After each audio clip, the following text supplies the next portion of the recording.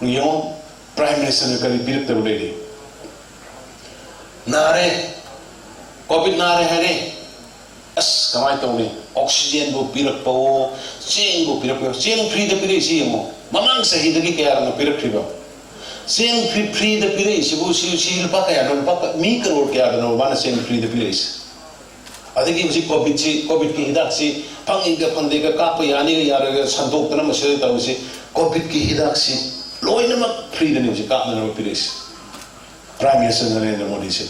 Ano na, yung mga iwan na, yung sana hay bada, kung Kangpopi ki district kitang handare hai. Hoy, Manipur ki wala so kitang handare. Ngarang casualty si lai kita mas minipan single digit la hai. Ha nadi asa kun yor magni. Ahin tumbai ade pakan mandana. Aduna zik single digit la hai. Adagi yam sathi ba mana sigi COVID ki variant delta variant na. Yam long na boy. Aduna he positive boy baga hidak sara lying bi di phaba mayam na lom ek kaishu ta roi da roi le thwe horens hor hon mo war ka hospital yo re adu di hospital kan mangam dre aduna please ngasi gi ai kunong jab silor ka da honorable prime minister Narendra Modi ji ki free vaccination mass campaign na ta roi se ai ji khayeng chu ai ngarang na ju sale ining thau yauna khayeng chu ai gi kendra dai campaign ta gori Nemsa nisu magi campaign dah hore ai ure husi. Aduna loina kathu pio. Ishor ne. Ishor se yang thaja bana tramaya. Ishor yang thaja de yama age. Ai bo ishor thaja misure mo. Ishor yang thaja de ishor ne matam mi pir pot lo bo. Ishor la agal le pro ye ko de sinkal ro kunna. Ai wari mi lege. Ai matam minute ani ising yam saurapa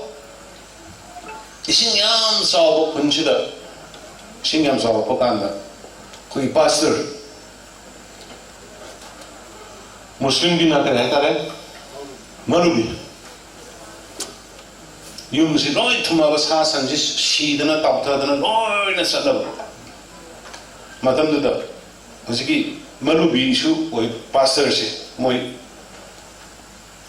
magi yum si thumme First floor ho thomjal lakna ta bosila sasan shinaba mi ta bose hi ho laga kambu khar lae hi ho laga oh pastor wo malubi sahab lao nong si lepoi dori kaino na yade aduna nang hi si da karo lao sala sila ho par hai no ai di sorry masane ishor bu numit chupuge is hewa torga lai wadu gumba ishor gi masane ai karsu to roi ishor nei bu kan gani nong si aroi ne tau ne le hore yadre chakre hi chakre ma le hore nong ta lete yum loi thume ma tin ma thak yore kamai to goi no wo ma yam chena le helicopter ma paire helicopter paire ga thori thadar kan da kai pai pugi wari da kobru awang kobru suppa ibu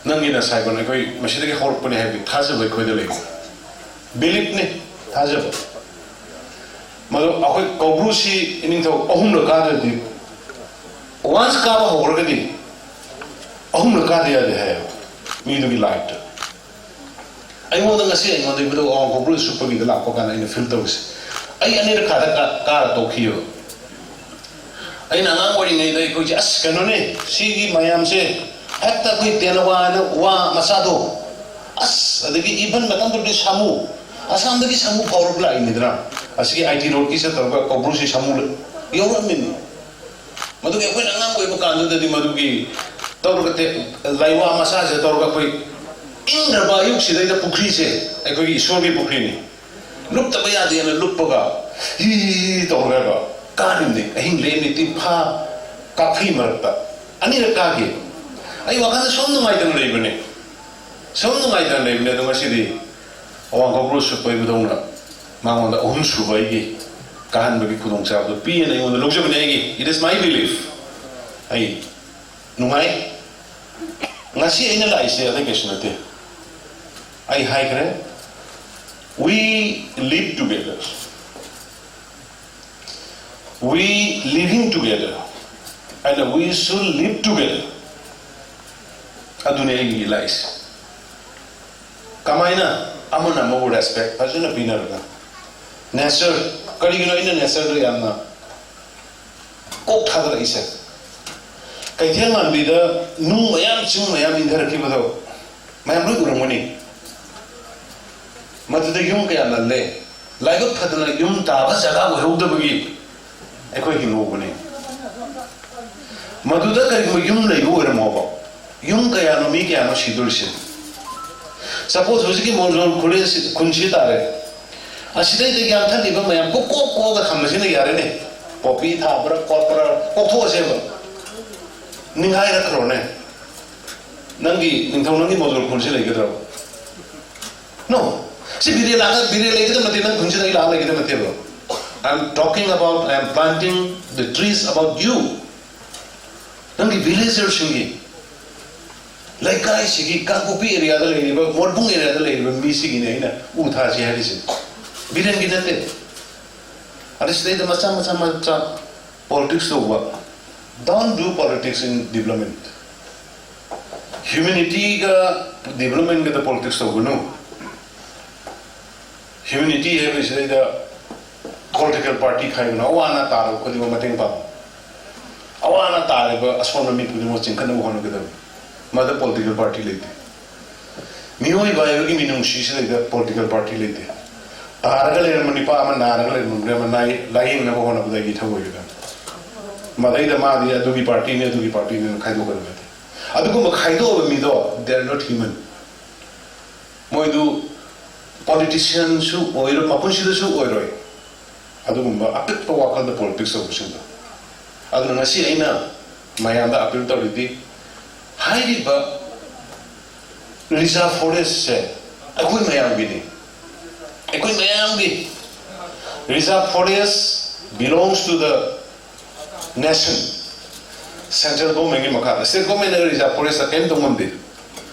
Reserve forest area of the state government without permission, we came to Mundir. Kunja the Tokro. Handaki Narangi Nahangi Urishagi. Haryana is the Supreme Court ruling do Taram Manime, Larry version. Kogi, Hadogi, Chinkugi, Larry Habiam, Taro. Reserve forest Kuntaramba 10,000 households. Tugaro Takairo, rehabilitation Sutogunoi. Rehabilitate Onagi Makam Zupiganoy. Madam, they destroy the forest. They destroy forest means they destroy the humanity. Madam, the forest depend on what we can money. Nintongi the Nangasigi, Ngasidi Utah or Minako, Sahi Mangaki Matunda, Nangi the water supply the Kalero. Believe it. Nangi water supply Adagi Shin the Kalero, Rock, Adunasai Forest Department, but to distill the Tanki Sarasarga, Piva Hole, Kunong the whole family. Adumina Singi areas in the water supplies here, Akogi, PhD Matuka, and a quick sap the way. Ninto, Kungi Mozam, Kungi propose Karalai, Magi Memorandum say, Manzur UGP School C, so the Hills Autonomous Council, this is junior high school, the Onkashi have a man in Tonangiko, Shima, Adagi, multi-purpose community hall with kitchen, Masidi. Ayenge, Nana Nasipi Corporation, Nangi bond, see I appreciate the way, Nintogi, Adunamasi, Hangraga, I MOBC Makadakoi, Savana Mandap Kaina, multi-purpose hall lay, Fajana Tawaba, school, Yangang Sudum Sena Wayaba, any function Gumakariguna Sobuto Wayaba. Adu Mama Nangi, especially Nana Nasi, you are the first village chief who offered and cooperate with the people, with the government proposal for mass plantation. And I soidana nangi mating pangan by economy. Amana ban mahasop suban mahasop ninga sisi akoigi adumba Bharatiya Janata Party gi yamna maruoiba. Bharat ki oina yamna maruoiba matam khara namsan laga thanamba. Koigi Sama Prasad Mukherjee ngasai banner porpodo aikoi gi party na made party government su Sama Prasad Mukherjee ki damte khoi na magi nan balidan divas ne curriculum doi da masi kaino da Kashmir jail da si gibani Kashmir jail da masi 40 days kariguma state amagi mi ma state amada farga di state to dagi mi si farka da bani atu magi concern state da masi Bengal dagi ne adu ma Bengal da tharak pagi mohta police da senior koi mohta masi adum Kashmir da fazil laga thamuga 40 days la matung da si gibani mana mad Kashmir da sali ba maram na karigi one India da lairaga di India flag am kata legi dabni constitution ani legu yaro and article 370 thamapagi matang madu yaroi haibagi against the yet la sakhi da mas shikiba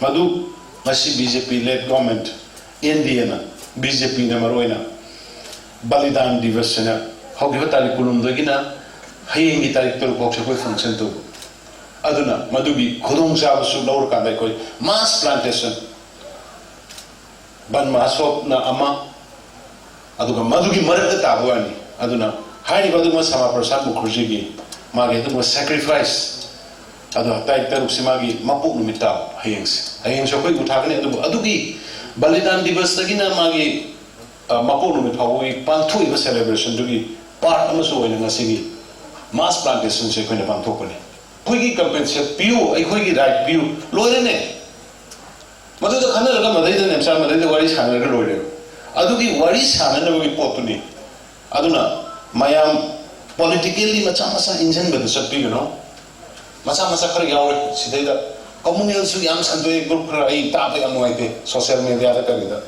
communal loiba yam sector yam loiba matonda akoi khar sida hingyar no khoi pun hingmin da ni mi masen ni to pro u gi mating log da ya de khoi lok ki mating log da ya de laibat ki mating log da ya de amaga depend on the hingmili koi aduna koi punna hingminasi punna leminasi nungsi sanana respect lainana overlap to nugumsi and the government gi development policy da mating pangbiu I really thanks koi gi thado student association gi thado communities yam openly thola ga sumaina koi gi government gi forest department gi propose welcome to Birapa, support to Birapa, Thopirapa, Lanmagi Silnau Singh, Gurkha gi Silnau Singh, Sin Kuki gi, to Kamite gi lady, Silnau Punamana, support to Birapa, say, I'm appreciate to it.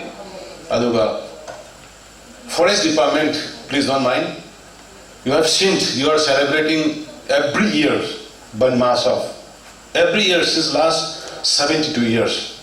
But you have seen the condition of the forest in Manipur. Where you are doing this? Where your plantings, what you have done in the last 70 years.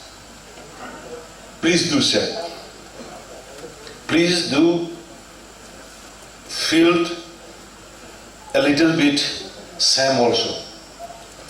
Sahi Budraga Mathoi Ban Mahotsav Tauragala Akanda forest hang levisinsi. No idea. That's why I personally forest ki mafam sakki na ilaisi anu yam no honorable minister forest am thawa yauna na handegi Sushanpur na han taw buduma ya unamani social media da kuki in bi Sushanpur ne lit to kala oh hundreds of people came out hundreds plantation mayam sapling mayam to loina 1 lakh ne Sushanpur thais ai Facebook photo to game bio as have the cooking be Sushanpur ne adagi adagi leiriba kaino gi jomi gi mayam de thola ga ba have the ro da hana popi than ma jaga sing do loina utha pe fruit bearings husi ga ngai ba ma koi nem sana ma gi londa koi gi thado londa hai gre farm to riba jungle po ga to riba sing se go na me thar unaro loina uno ma unaro de ko yo Kari no no alternative in the government already scheme later already Manipur Green Mission 2018 19 na hoki bani madugi makhada rehabilitate manaba jungle so bandana jungle depend of gana kari sarga koi hingba ya ge alternative dong ka koi madugi sanction le rabani loina scheme le rabani please do meet and cooperate aduna sigi keno se sahi tarangi matung puksang sangan jong ka ang puksang sangal ga hana ge domaina ba samu mak lak trasu ata yong ata usia ko ya mayam pe apoina kobru ka ka ne ngtho to yong mayam ro phom ma to mayam do everything is gone. Let us revive it. Mui legislation mui lahansi. Aduna hujiki PCCF ne therefore you should initiate it. Ko nang fajana si farm tawriba sing the choiba mayam si farmer mayam si loina kawro madam ne chagi da tawro aduga loina identify taw ko khanto kari moi da alternative PCCF kari plan taw hunsige kari business ta hunsige kari se piggery ta hunsira adagi grocery ta hunsira adagi catering ta anything atu gumba amada moi alternative pira kanda hydro reserve forest du fajana yo ga thamse aduna aina reserve forest yo ga thamdorise aigi nate ithanda gi nate aisu soron bu nungai gani adu khwai di hena kana phangada budi anakpoda leiyo tariba koi kangubida tariba sakramena da tariba modbung da tariba kangatong bida tariba 4000 da tariba si mayam jine koi na kana phanggadori de nungai gedori de adu daida adugi mission adugi wakal da lakpani nattaba wakal ai koi da leite leimina ga bani leimina ga lai leimina ga bani leimina ki gani